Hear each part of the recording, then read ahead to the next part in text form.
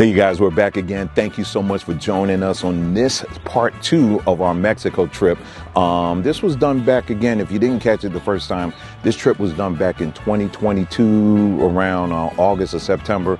I'm just now getting to it, to editing it. But because I knew it was going to be a lot of work, it was going to be a project, but it's been so worth it. So in today's video, we're going to actually go a little bit deeper into Mexico City. This time we're going to go to 2 of their most talked about and probably one of their most important museums. We're going to take a trip through there and we're going to talk about it a little bit. But then we're also going to get into the African influence that can be found all over the place, not just in Mexico City, but just in Mexico period and beyond. So we're going to talk about that a little bit. So let's go ahead and get into this video. Thing I really that really stood out to me about this trip was just the walks. When we would walk down the streets in Mexico. Nicole, what was the name of the section in Mexico City, the part of town in Mexico City we stayed in?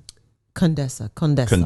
Yes. So yeah. Condesa. Condesa. That's a section of Mexico City where a lot of expats, I guess, live there. And Roma Norte. But we were in Condesa. Yeah. And man, it was really nice. It was very chill. I know there's other areas in Mexico City that's probably not, you may not want to go to that part of town or whatever, but where we were, it was so very nice. And, even the weather, because this was during September.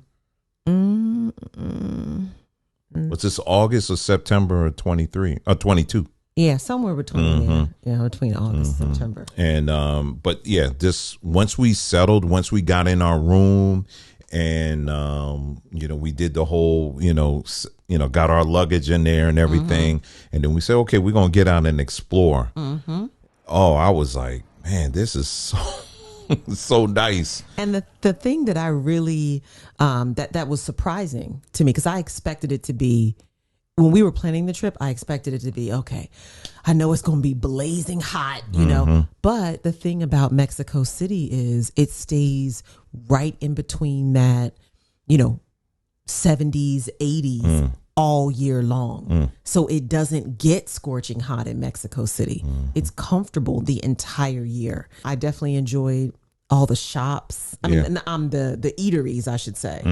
I know you did too. Oh yeah. Yeah, and so we had a chance to visit Chapultepec Castle, and Dwayne, what were your impressions of the castle? The castle in of itself, it was very regal. I'll just say that. What's the word I'm looking for? Gaudy. TBN comes to mind.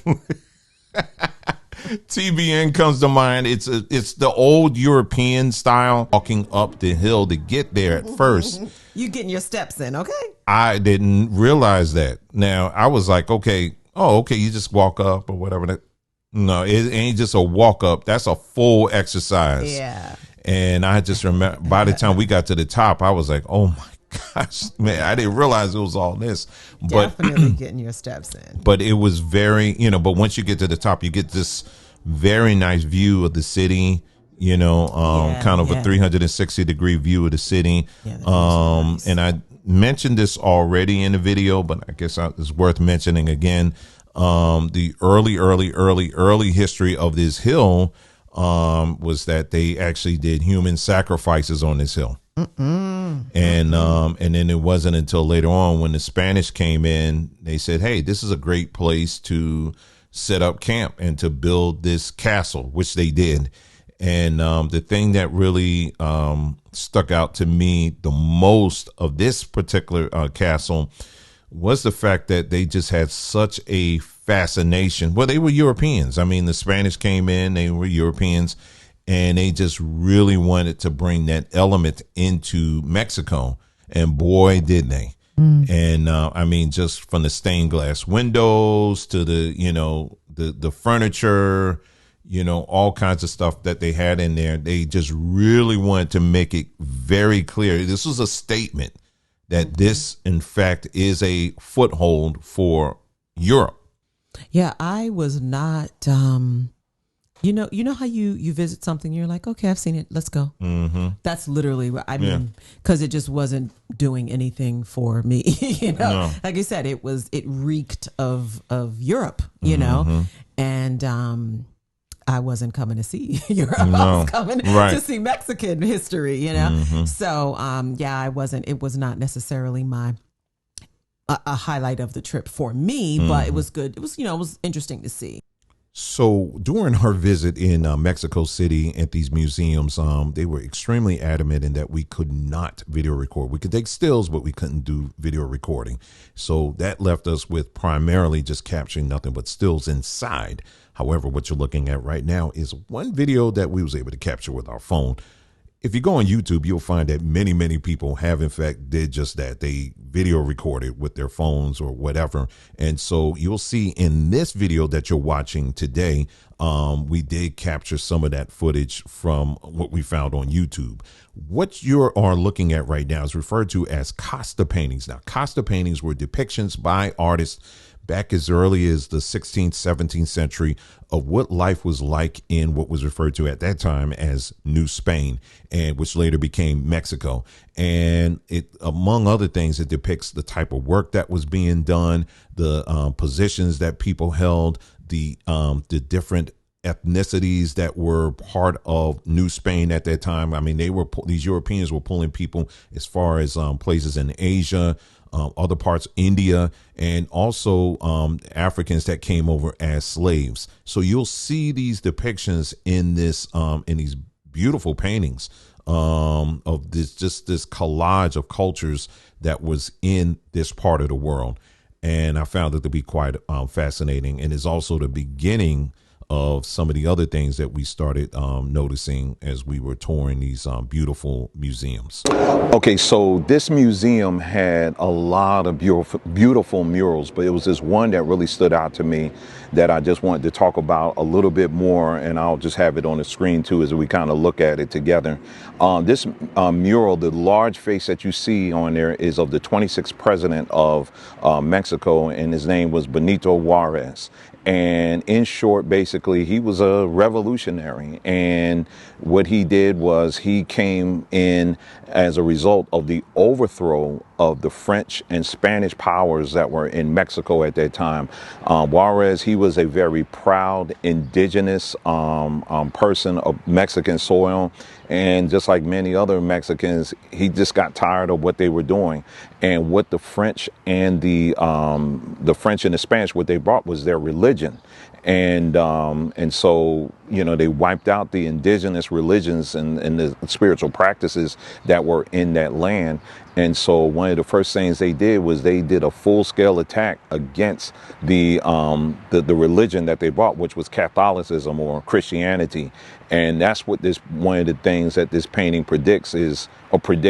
projects or shows us is that happening, is that this revolution that came, it basically they squashed, you know, the influence that Europe was having on Mexico at that time, particularly on the indigenous people. And so it was pretty much a overthrow of all of that, and they pushed these forces out. Now, of course, if you look at Mexico today and much of Central and South America, you can see that, well, you know, their powers are still very much there. But for a window, you could see here that Mexico was able to celebrate the fact that they got together and they were able to, for a time, squash the powers that shouldn't be that were in Mexico. And I just thought this was such a powerful painting and a testament of what people are able to do when they set their mind to it. Okay, and this particular museum is the Museo Nacional de Antropología. Hope I'm saying that right. The National Anthropology Museum of Mexico. Now, this museum, I thought, was a very, very nice. Yeah, it was beautiful. It was beautiful. I think they did an excellent job. Yeah, excellent. No doubt. Loved it. Now, just like we just said, the castle, I probably wouldn't go back if we had an opportunity, but this I would. Yeah, it was. It was beautiful. really that nice. I mean, the way they laid it out. I mean, it was really nice, and it was very thorough. You know, they provided a whole lot of information. You know, as far as the more on the indigenous culture, that's the thing I really want to learn more about is the indigenous cultures that were on this part, you know, of the country and all of that. And I really, really liked it. Yeah, they even had a map showing the different people groups, you know, and where they are in the you know, in the country. I'm not sure if we got a picture of that, but yeah, that was a good map just to even study. You know what I mean? And even the type of food that I think they even had that on the map, the type of food that each group cooks and where you can find that in the region. But for me, the part that was the most impactful about this museum was the gardens. Yeah. The gardens. I had never, and I know museums, a lot of museums, you know, in the U.S. have a garden area and all that, but the gardens at this National Anthropology Museum in Mexico, those gardens were gorgeous. They were just, I just wanted to stay out there. I literally just wanted to stay out there in the gardens. They did a beautiful job. You know, with the gardens, but the whole museum was extremely interesting. You know, I mean, even the food. You remember because and we were finished.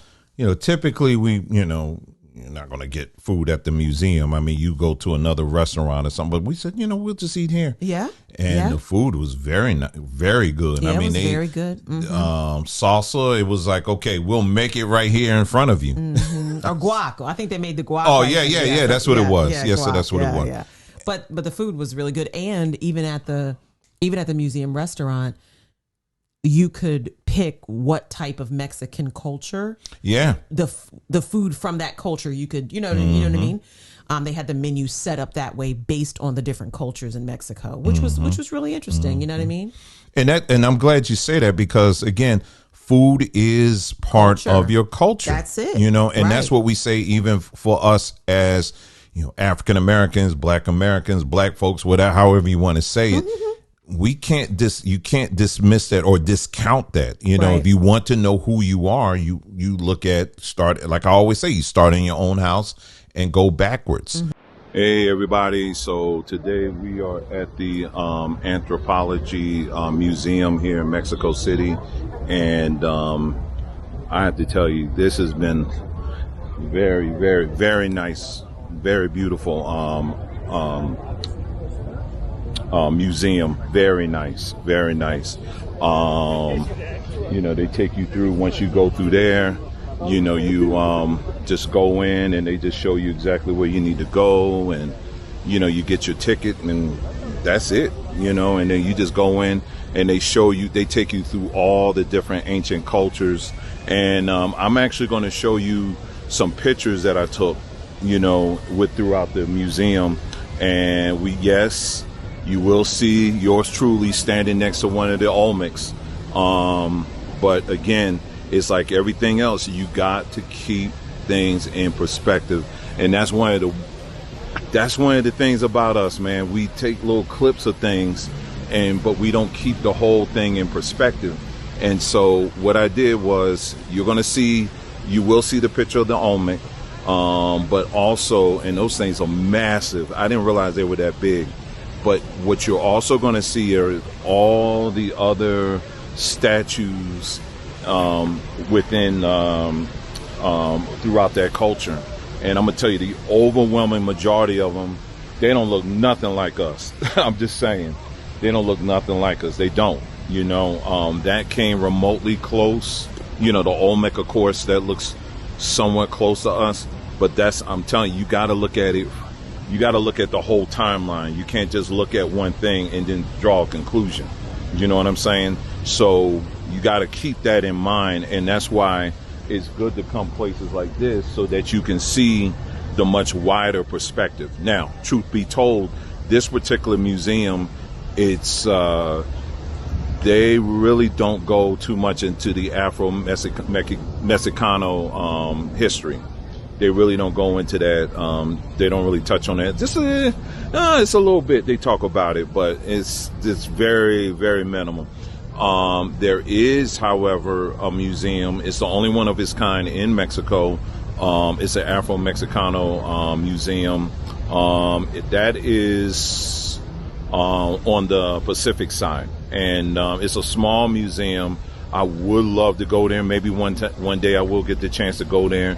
And that museum actually will go more into the history of how our people migrated over here, through slavery and the impact that we had in the culture and all of that stuff, on food and all of that. So, in fact, one of Mexico's most revered presidents was Vicente Guerrero, and he is a man of African descent, and he played a very critical role in granting people of African descent that were escaping slavery from the United States and were breaking their chains down in places throughout Mexico and providing a safe passage and a way of escape for them. And so he is one that even to this day is still revered, for what he was able to do for people of African descent down in Mexico. Now, I'm going to read this. This comes to us by way of science.org.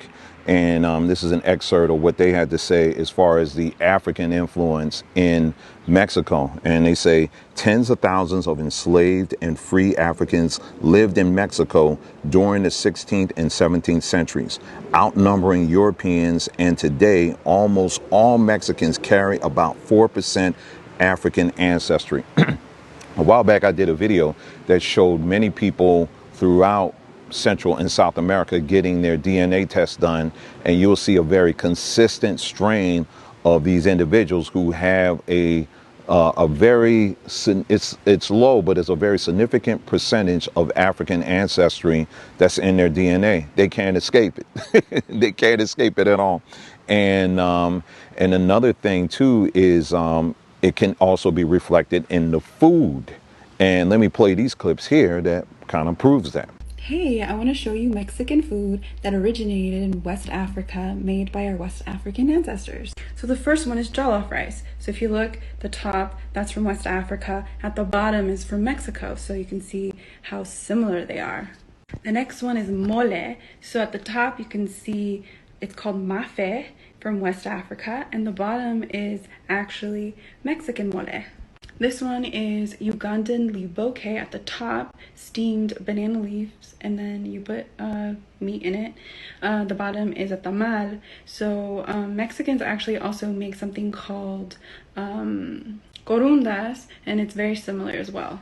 Then you have West African fried tilapia and Mexican fried tilapia, and look how similar they are.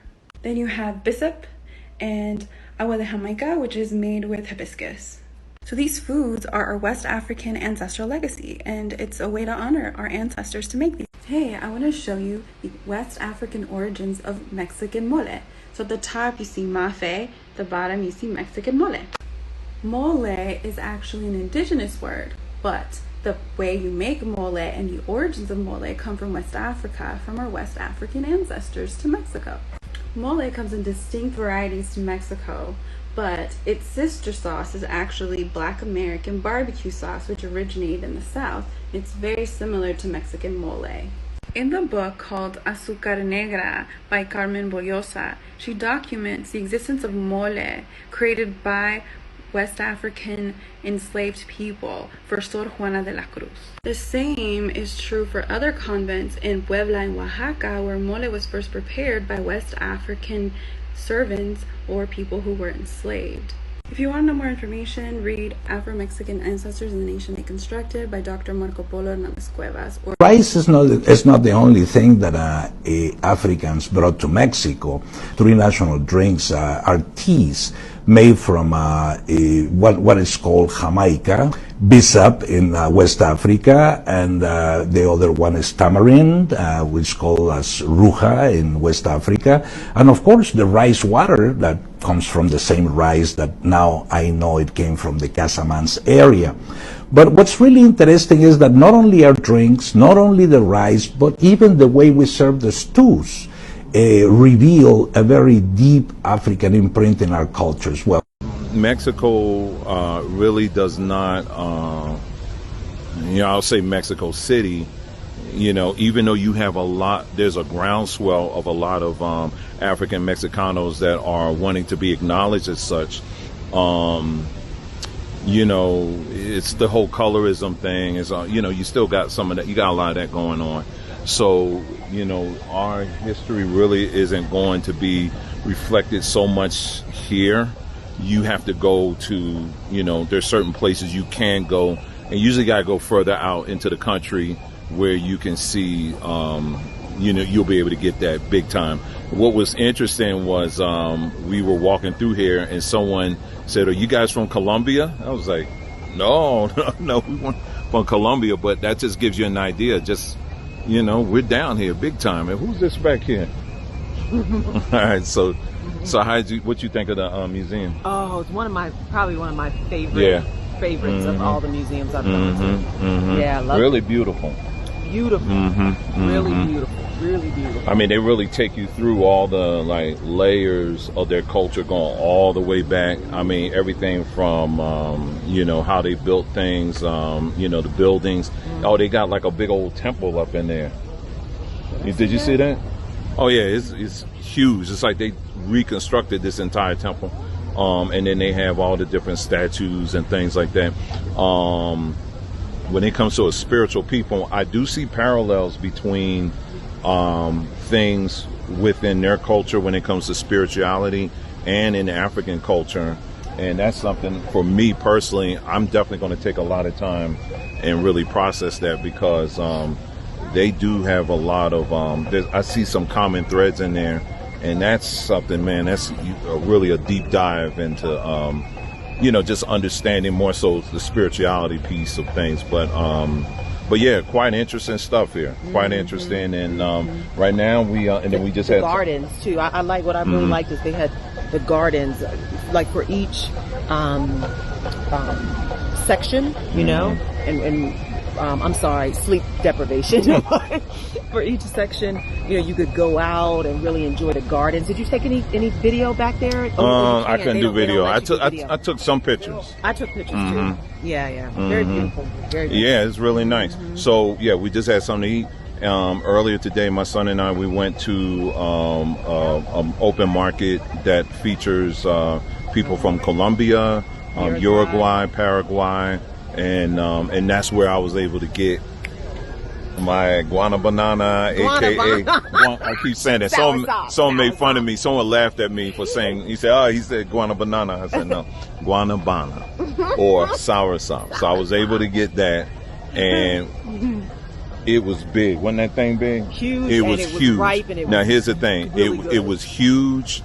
That same one in the market in New Jersey was like $25, and I'm not playing. Here it was $4. So yeah, we've been, and that's been my breakfast. Really has been getting a bunch of fruit and eating that, and the fruit is just so good, good. I had a nectarine. I wasn't even planning on getting nectarines, and then I had that nectarine. I was like, man, this thing good. So, and then we had I've been eating a lot of the ramatans. Just so good, good. The green oranges that they just picked, with full of seeds. Your sour oranges, full of seeds. Your what else? Key limes. All the seeded fruit. I just really good. Yeah, and so now we're just gonna head back. Like she said, sleep deprivation. So we were last night trying to go to sleep, and someone under us.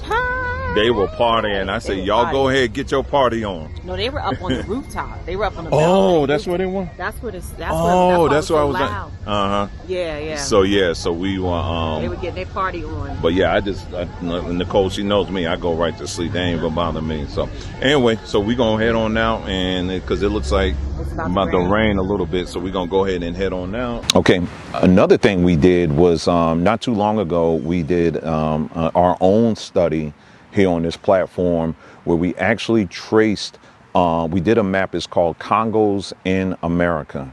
And I'll have a link in the description where you can check it out for yourself. And what we did was we actually mapped out all of these places throughout the Americas and beyond, places that were that carry Bantu names. Even to this day, it's not just in Africa, you guys. You'll find places throughout America, United States, Central America, and also South America. And we mapped all of these places out along with the definition of those names as well. But the reason why we say Congos in America is because one of the largest group of Africa, or I should say the primary group that was pulled from for the initial wave of slavery are people that came out of the Kingdom of Congo. And so, and you can see this reflected in all of this history. And so on that map, what we included are these landmarkers throughout the Americas, but specifically, I just want to mention just the ones that we were able to locate that can be found still to this very day on your maps, right, on Google Maps. I'll just go through them real quick. You have Cerro Congo in Colombia, Cerro El Congo in Nicaragua, Volcan Congo, that's a volcano, that's in Costa Rica.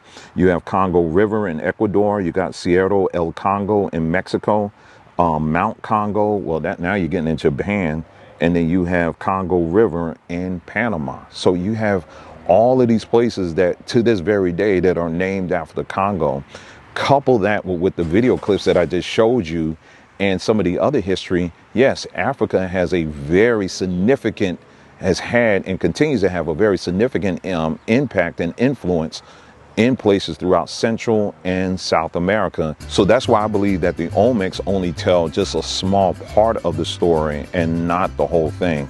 And so that's why I think it's so important for us to widen our perspective when we're talking about history, particularly in places like Central and South America, that we're looking at a much wider perspective and not just a narrow one that's convenient for whatever agendas that we may be pushing. Okay, so you guys, thank you so much for tuning in. I know this is a whole lot of information. I hope you guys take some time and maybe go through this again. Do your own research. Don't just take my word for it, but do your own research on these topics, and you're going to find that those of us of African descent, we have a very rich and very broad history that is still being celebrated all throughout the world. And Mexico was just only one part of many.